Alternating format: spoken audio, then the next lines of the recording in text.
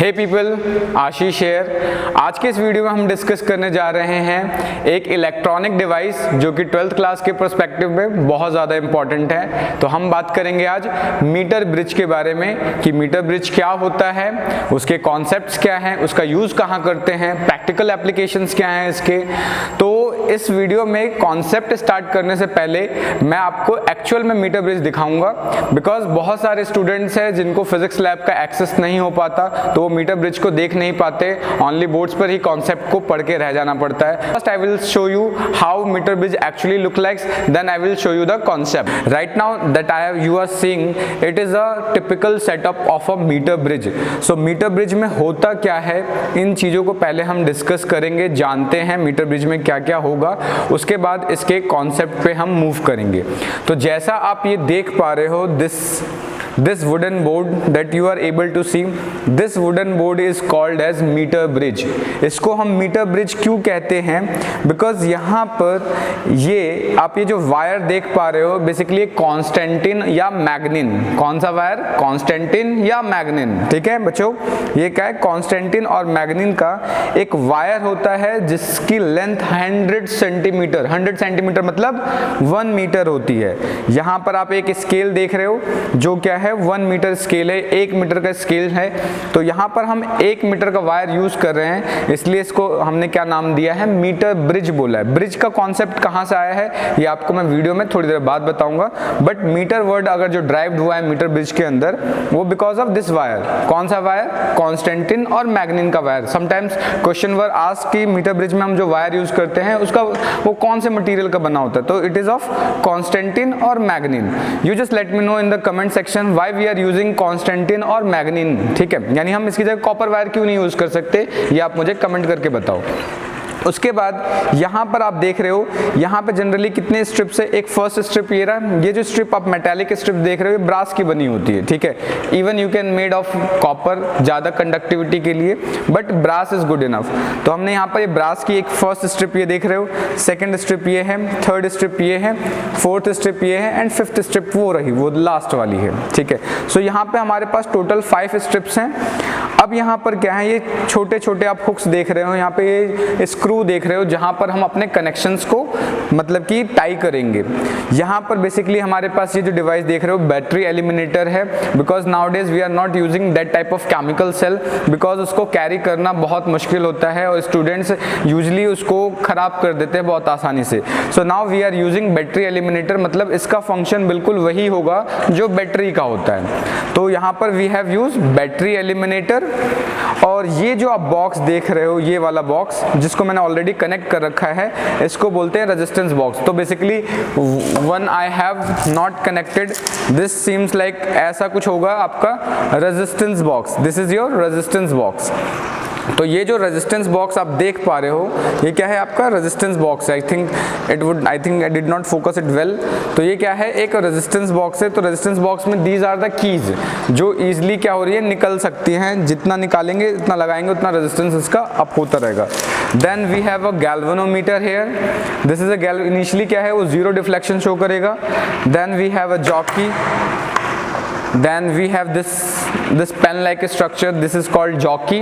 ठीक है, उसके बाद ये वो रेजिस्टेंस है जिसका हमें कैलकुलेट करना है मीटर ब्रिज का यूज करके कि रेजिस्टेंस कैसे फाइंड आउट करने हैं। मतलब कि आपको कोई भी वायर मेंशन है ना, उसका रेजिस्टेंस फाइंड आउट करना है। So you are going to calculate the resistance of this particular wire. ठीक है, तो ये सारा सेटअप है। सेटअप को हमने कैसे करेंगे? बैटरी एलिमिनेटर से जो 2 वायर्स आते हैं उसको हम करेंगे सबसे लास्ट वाले टर्मिनल्स में कनेक्ट करेंगे बैटरी से आने वाले वायर।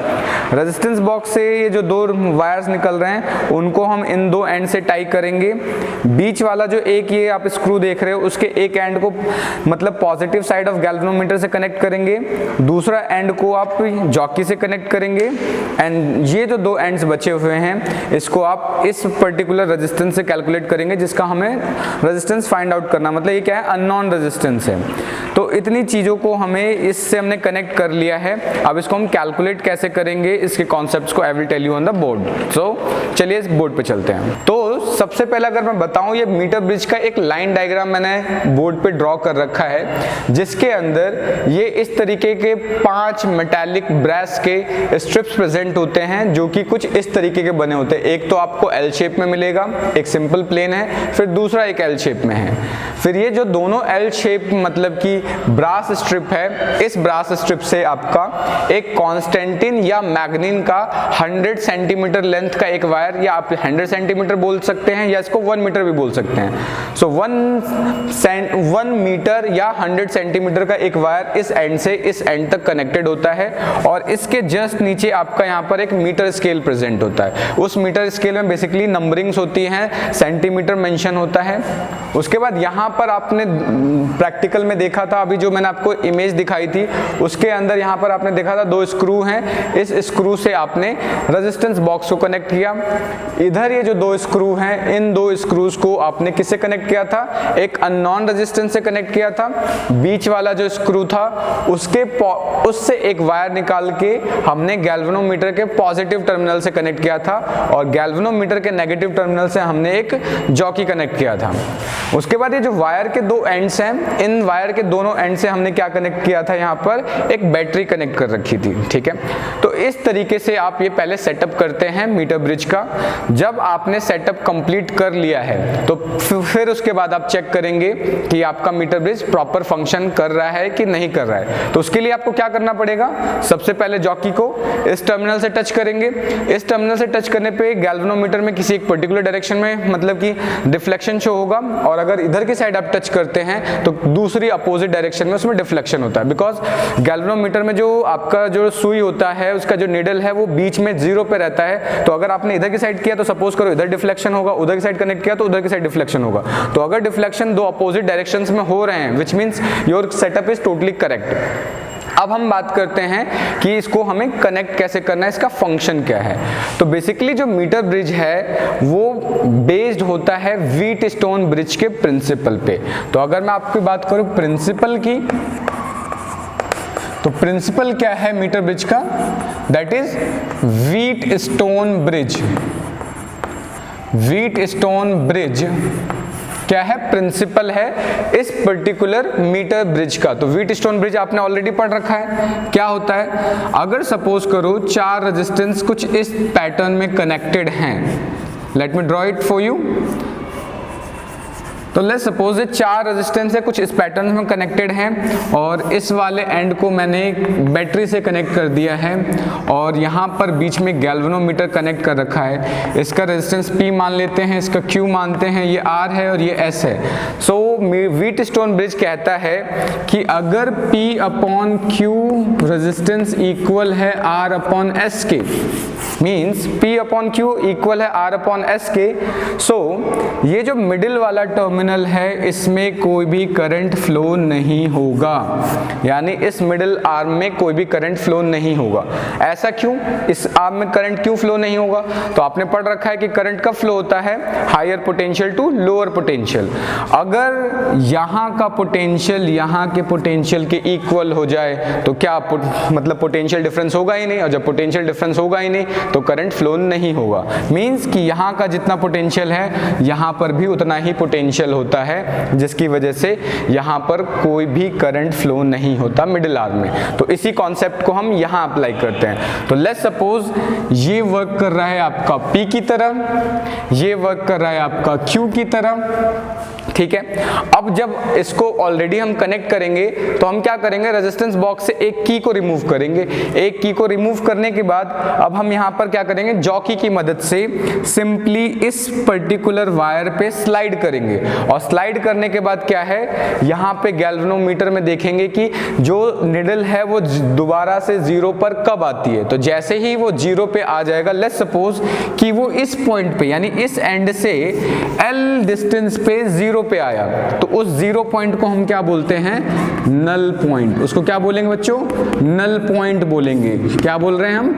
नल पॉइंट बोल रहे हैं। नल का मतलब क्या होता है? खत्म, 0। ठीक है, तो हमें 0 मिला। ओवरऑल इस वायर की लेंथ कितनी थी? 100 सेंटीमीटर। तो हमें यहाँ पे मिला ये L, तो ऑटोमेटिकली ये कितना हो जाएगा? 100 - L। सही बताया, बिल्कुल सही। ये हो जाएगा 100 माइनस L। सो ये वाला बना आपका P, ये बना Q, ये बना आपका R और ये बन जाएगा आपका S। सो अब हम क्या कर सकते हैं, हमें इस अननोन का रेजिस्टेंस निकालना है। तो क्या मैं ऐसे लिख सकता हूँ P की जगह रेजिस्टेंस बॉक्स का कुछ रेजिस्टेंस, तो यहाँ पे हम लिख देंगे रेजिस्टेंस बॉक्स का रेजिस्टेंस, उसके बाद Q यानी अननोन वायर का रेजिस्टेंस, तो UR में मेंशन कर रहा हूँ मींस अननोन रेजिस्टेंस। आपको यहाँ पर L पता होगा कितने पे नल पॉइंट मिल रहा है, फिर आप 100 माइनस L करेंगे। सो आपको अननोन रेजिस्टेंस निकालना है। सो अननोन रेजिस्टेंस का फॉर्मूला क्या होगा, unknown resistance would be equal to resistance box का resistance into 100 minus L upon L हो जाएगा बच्चों। यानी इस फॉर्मूले से आप क्या निकाल सकते हो, अननोन रेजिस्टेंस निकाल सकते हो। तो बेसिकली मीटर ब्रिज एक ऐसा इलेक्ट्रॉनिक डिवाइस है जिससे हम किसी वायर का या किसी भी सब्सटेंस जो भी अननोन है उसका रेजिस्टेंस कैलकुलेट करते हैं। अगर कोई आपको डाउट है, कोई चीज पॉइंट समझ में नहीं आया, यू कैन सिंपली कमेंट और आप मुझे बताएं इस वायर को, जो भी मैंने क्वेश्चन पूछा था, इसको कॉन्स्टेंटिन या मैग्नीन का ही क्यों रखते हैं, इसको कॉपर का क्यों नहीं रख सकते, ठीक है। सो आप you can just let me know in the comment section. अगर आपको ये वीडियो अच्छी लगी हो so please hit the like button and subscribe our channel. See you in the next video. Bye bye.